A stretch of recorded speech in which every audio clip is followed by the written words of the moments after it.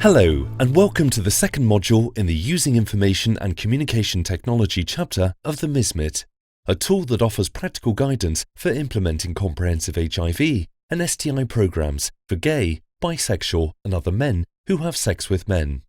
This training is brought to you by MSMGF, the Global Forum on Men Who Have Sex with Men and HIV. After completing this second module, titled Planning and Implementing ICT Interventions for MSM, you should have a grasp of 1. How to establish whether ICT is right for a specific context. 2. Some important differences between offline and online communities. 3. The 10 steps that can assist in ICT intervention design.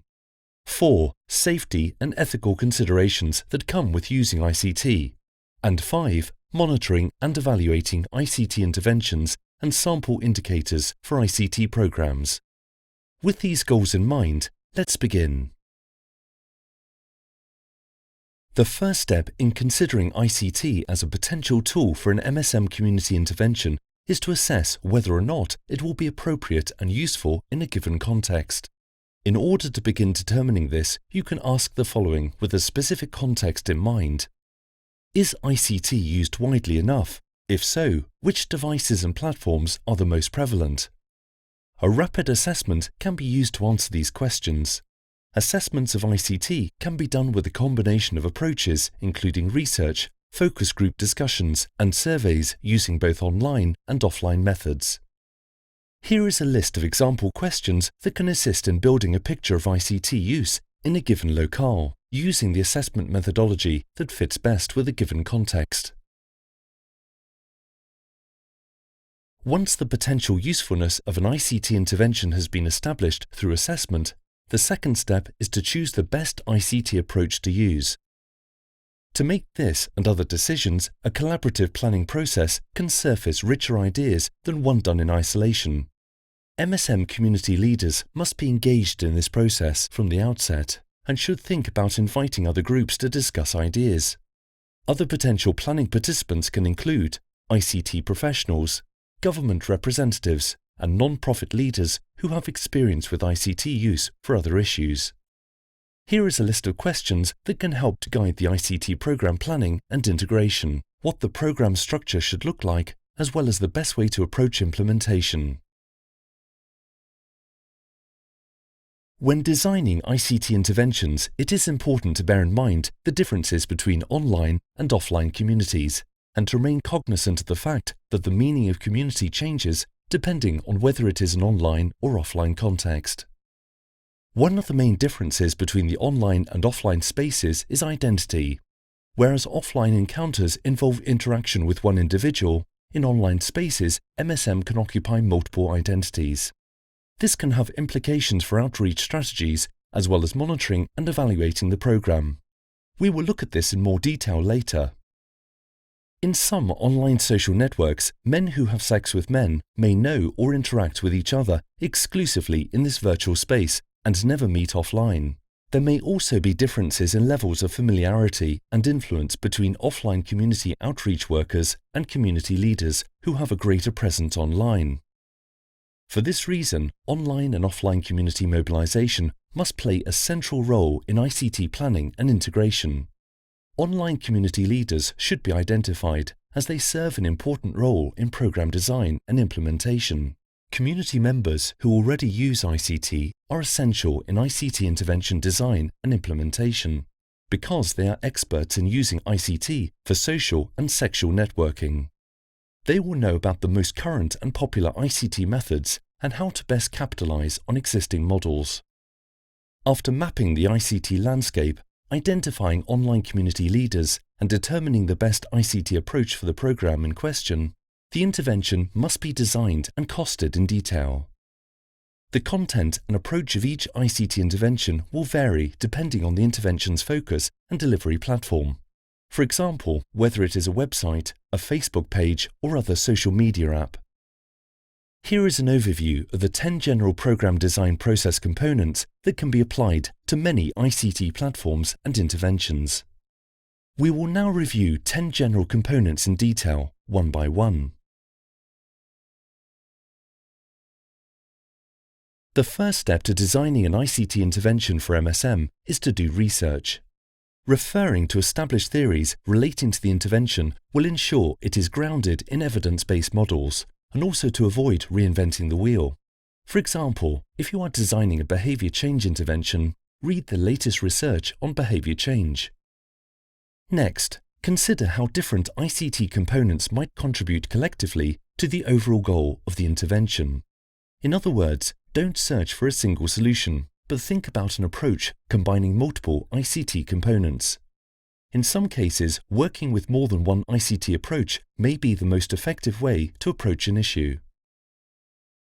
The third step is to tailor the message to the channel. Each platform, such as Facebook, Twitter, WhatsApp, has its own unique way of displaying and conveying information, and its users will consume the content in different ways. Design the presentation of the message in a manner that is appropriate to the ICT channel that is being used. The next step is to take a creative approach. Having adopted a theory of approach, be prepared to think outside the box as you apply it to ICT. Innovation can entice people to click on your website or open your message. The fifth step is to know your story and know your voice. Determine the voice for the intervention and be consistent. Every post should be composed with community engagement in mind. Read aloud the content before posting. Does it sound conversational? Is the content written in a way that men who have sex with men will respond to? Does it address their needs and concerns? The next step is to be provocative. Many ICT platforms, especially messaging and dating and hookup apps, are informal. Most users are not shocked by content that uses colloquial language or is sexually explicit. In fact, this may be precisely what gets your message noticed. However, program implementers should be mindful of any local laws regulating explicit or obscene content. The seventh step is to be authentic and realistic. Shortcuts such as copying and pasting text from other sources and other automated ways of creating content may look and sound fake. Always consider whether material or approaches taken from another source should be adapted to the local context. Avoid lectures and use language that acknowledges and supports the desire of men to have sex with other men. The next step is to keep the user's needs in mind. Content that closely reflects the user's perspective, experiences, and means of expressing himself is likely to have the greatest appeal, encouraging the audience to communicate in their own language, slang, and voice. Next is to use pre-testing and iterative development. Use the same audience to test each version of your content to ensure that responses are comparable when using static platforms like SMS. Never assume you know in advance what the result will be. Active platforms like social media can use iterative development, changing the content and messages depending on audience reaction. Finally, the 10th step is to continuously track and monitor results. Stay ahead of the game by remaining aware of the fact that everything is always changing. Adjust the ICT intervention based on new information as circumstances and technology change. Take a moment to check your understanding. True or false? Online and offline communities are the same. False.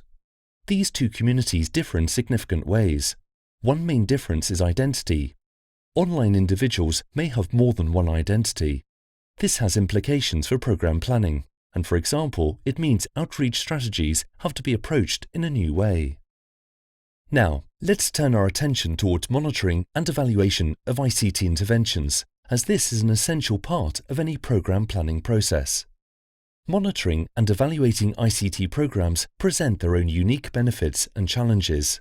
In contrast to physical interactions, visits to a website or number of HIV-related chats in an online chat room may not be recognized by donor reporting mechanisms. Yet these outputs are important to the program, are easy to count and record, and can demonstrate the reach of technology-based interventions for gay, bisexual, and other men who have sex with men.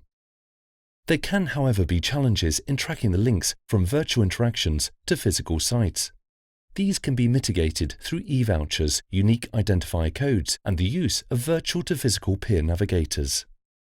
Attention should be given to evaluating the relationship between the uptake of technology-based services, such as the number of SMS messages sent, and the overall goals of a program, such as an increase in HIV testing rates. Consider the anonymity of some online services and that some users have multiple online identities. This kind of evaluation can be challenging, and implementers are still working on finding ways to evaluate these links. Here is a list of some sample monitoring indicators for ICT programs.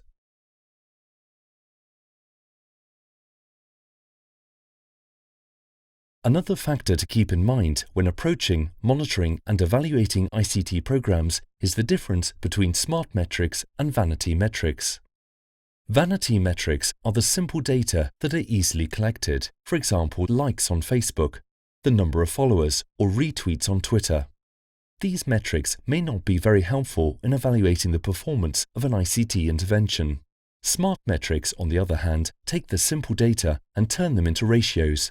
For example, the number of positive interactions, such as likes and shares per post per 1,000 fans, or any number of fans depending on the scale of the intervention.